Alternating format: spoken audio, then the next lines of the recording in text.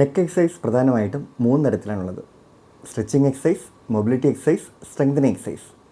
ഞാൻ കഴിഞ്ഞ വീഡിയോയിൽ പറഞ്ഞതുപോലെ ഒരു അക്യൂട്ട് സിറ്റുവേഷനിൽ, അതായത് പെട്ടെന്നുണ്ടാകുന്ന പെയിൻഫുൾ സിറ്റുവേഷനിൽ നമ്മൾ ജെൻറ്റിലായിട്ട് സ്ട്രെച്ചിങ് മൊബിലിറ്റി എക്സസൈസാണ് ചെയ്യേണ്ടത്. അതിനെപ്പറ്റി നമുക്ക് നോക്കാം.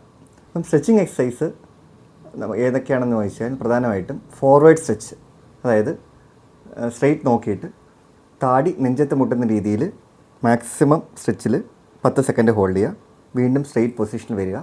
മുകളിലോട്ട് മാക്സിമം സ്ട്രെച്ചിൽ 10 സെക്കൻഡ് ഹോൾഡ് ചെയ്യുക. വീണ്ടും സ്ട്രെയിറ്റ് പൊസിഷനിൽ വരിക.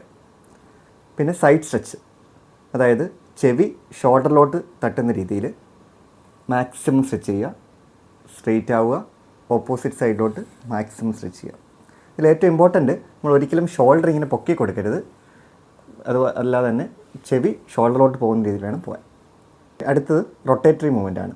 അതായത് സ്ട്രെയിറ്റ് പൊസിഷനിൽ ഒരു സൈഡിലോട്ട് മാക്സിമം റൊട്ടേറ്റ് ചെയ്യുക. വീണ്ടും സ്ട്രെയിറ്റ് ആയിട്ട് വരിക. ഓപ്പോസിറ്റ് സൈഡിലോട്ട് മാക്സിമം റൊട്ടേറ്റ് ചെയ്യുക. വീണ്ടും സ്ട്രെയിറ്റ് ആയിട്ട് വരിക.